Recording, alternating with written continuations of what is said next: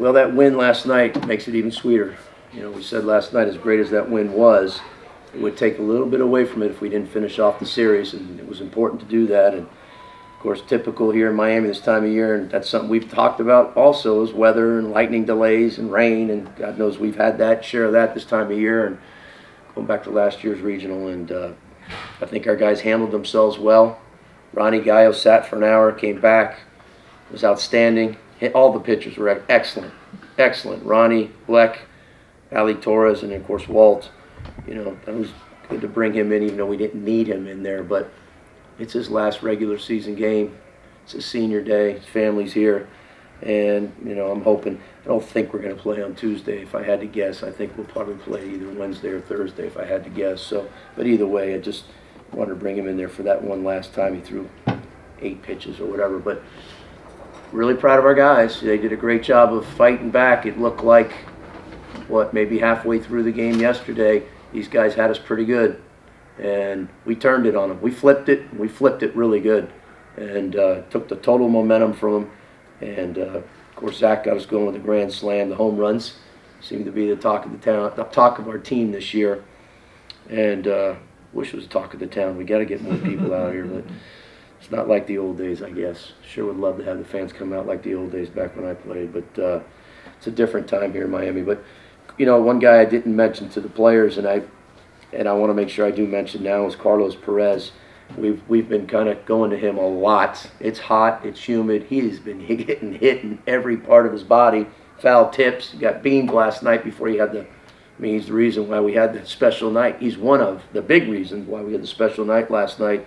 Carlos Perez, I think, has just done an excellent job for us behind the plate and kind of sucking it up and taking some bumps and bruises there. But just really proud of our guys. Great ending to the regular season. I heard 6 series in a row, I think is what you just said, Josh. And so we finished the regular season, and we did talk about the importance of the ACC tournament. I really don't even want to get into the regionals. I think our program in the past has probably looked ahead to that. And again, we understand that is so important, the postseason, but I want us to play good in the ACC tournament because it's just continuing to play good baseball. I don't want us to go out there and think, yeah, well, whatever happens, we'll maybe host, we maybe not, and that could come into play. You don't want to go out there and go 0-2 and maybe not, but the pool play there's a certain element to it. It's different. You know, being the higher seed, you can win that first game. You can put yourself in a position where you're already in the semifinal possibly. So, you know, it's one thing that I want to make sure, and I did emphasize it, we will continue to emphasize, we want to play really well in the ACC tournament. We want to win that first game. Coach, you mentioned Carlos taking a beating. What was that, his arm? Can you talk about shoulder? His shoulder. Yeah, last night he got hit right in the back, the blade there, and then beamed, hitting. And then today was the shoulder, and he's taken some off of different parts of his body throughout the season, but really, we've played him a lot more of late. We platooned some of the guys, maybe gave him a break half the year, maybe 3/4 of the year, where we played some other guys midweek games or even on weekends. We spot started Jack.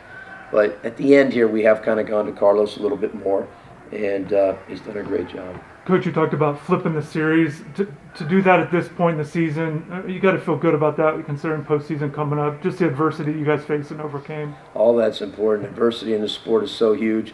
The mental, I always say, I don't know what value you can put on what it means to us, but I tell you that team feels pretty good about themselves right now. Doesn't mean you're going to win the next game or you're going to win the tournament or all that, but I sure like going into the ACC tournament with our mindset right now the way we are. I can tell you that. Still got to play good baseball, though.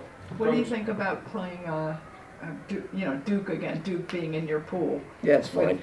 Yeah, normally when you play it, unless we played the 3 teams we haven't played this year, which is Clemson, Notre Dame, and Boston College. BC, which you still can do if you face them down one of the final 4 teams. But normally you're faced. Last year was odd because we played 2 teams we didn't play during this, right? Yeah, but we just played Duke, so yeah, Susan, we're familiar with them and they're familiar with us.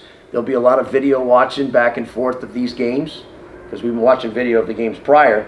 But they're going to be watching us from these games, and they're probably pitchers, pitching coach, hitting coach, trying to see what tendencies and what strengths and weaknesses we have, and vice versa, both sides. And so that's the beauty, the element of our game too, and the coaching side of it. So that'll be good. North Carolina State's been a while, right? That was the first weekend series, I think, here. So it's hard for me to remember North Carolina State. It's been so long, but we will certainly watch a lot of video of them too. But that's the team we play first, correct? Or no? Well, I don't know. Five and 9 play first, Yes, right? 5 and 9 play first. So then we play one. I don't know who we play after that, to be honest with you. But that first game is so important. That first game is so important because if you play the winning team and you beat them, you're in the semifinals. And I think also this game, you definitely, seems like you really have strengthened your case for hosting. I would you don't say- want to talk about that. Yeah, I would say so. I would say so, but you don't want to give them any. You don't want to give them any reason to pull it away from us by going up there and not playing well. So, I think, but it's good what CJ said, and it's something you don't want to get ahead of yourself. First game, why think about anything else? Let's concentrate on playing really, really well in the next game. I've told them all year the most important game of the year is the one you're playing that day, and I don't care if it's a midweek game, a Tuesday game in front of nobody here at 6 o'clock, or if it's a Friday, Saturday night game and it's the top 10 team in the country with a lot of people. You got to treat. That's how you got to play this game. You won't play very long at the next level if you don't treat every game. Those guys play so many games at the next level. You better come to the ballpark ready to play every day. Coach, any update on Rosario? You think will be available for you this week? Yeah, I don't know. He doctor saw him. Everything's good. No fracture. It's muscle, but he's sore. But the first sign of the doctor examining him was all positive. So it did hit here in the forearm, so it is swollen. But I think we're going to work our way into light catch. He mentally wants to throw. He wants to get out there and throw. So there's a chance maybe that he can throw in the tournament. We'll see where we play and how far we go. But definitely all positive considering where he got hit. He could have been much worse if he got hit higher up. And with Blake, I remember asking you about earlier in the year. I mean, he's had a phenomenal year offensively. Sometimes there's some defensive issues. Mm-hmm. What do you talk? His overall performance on both ends of the ball. It's impressive. He's an impressive player. He's probably got the quickest bat on our team. I didn't see this coming. I really didn't. Not to say that he didn't do well in the fall, but just he has really exploded. I tell you what, he plays. I've said this about Yo-Yo when Yo-Yo first got here. Certain guys that come here and they play with people like use the word swagger. Yo-Yo plays with a lot of confidence. Blake might play with more confidence than anybody I've seen here in a long time. I don't ever see that guy look like he's phased at all. Yes, he's had some struggles defensively, but he's gotten better. That has not been a problem, him catching a ball. He just took his eye off the ball there, but he's gotten better in fielding balls and turning double plays and things. But, I mean, here's a freshman. I'm hitting him fourth now. And he's not hitting fifth anymore, even though he was hitting fifth most of the year with the two veteran guys, Yo-Yo and Zach. Now he's hitting fourth and led us in home runs. I don't know if he led us in RBIs, but led us in RBIs right now. The season's not over. But I'm a big fan. I love that guy. Big fan of Blake Sears. He's just an absolute joy to coach. Always got a smile on his face. Brings a lot of energy. You wish that you could coach those guys longer than 3 years, but hopefully I'll enjoy 3 years with them. Coach, one more from me.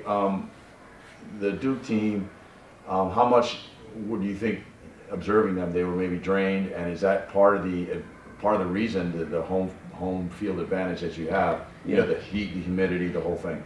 It could be. I can't say for sure that's it, but I can tell you over the years, I've been here a few years and a lot of regionals and super regionals, and I told our players in the locker room it would benefit us to play here. Even though we have crazy weather and all that stuff in terms of lightning delays, which I told them, that's fine. We got to be used to that better than anybody. The humidity here, the heat, the hotter, it can't get hot enough. The hotter it gets, the better for us. Because I'm telling you, over the years, I've seen ambulances, I've seen IVs, I've seen it all over in those other dugouts where teams are just fading away because of the heat. And you hear it. I've heard it. I heard it from a Floridian that's on a team, and I can't remember who it was not long ago that we played. The kid said he forgot how humid it is here in That's my story. South Florida. The kid from Naples. The Giacomo kid. Is he the one who said it? Yeah, he said, I said, what are you going to do on your birthday? He said, hydrate. Yeah. So, I mean, just hearing that, so there's got to be some truth to him saying it. He felt it.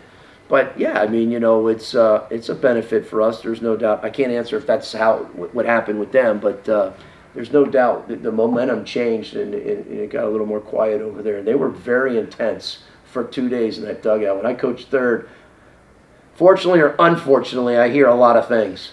I'll say unfortunately. And so there was a lot of noise from that dugout the first 2 days. I did not hear much noise today. Coach, your thoughts on the pitching performance you got from today, but just kind of all series, if you kind of summarize everything that you know with Alejandro, Yeah. just everything. Well, going back to Blake Gage threw outstanding. I thought he threw great. I mean, Gage threw great. Just, you know, a little fortune there that one inning. I know Walter would like for me to have kept him in the game, but, you know, he was up to 92 pitches. So, you know, he was on 6 days rest, too. He wasn't on a full week's rest. So I'm just teasing there, Walter.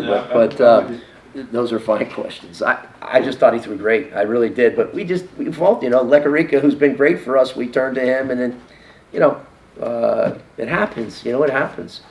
And we weren't able to, you know, get it done there at the end when we had the lead late, which we've been really good late. I mean, Josh has got all those numbers, I know, but when we have the lead late in the game, 6, 7, 8, 9, I got to believe it's pretty good. A lot of it does to do with Walt, but also those other guys, Torres and Lekarica.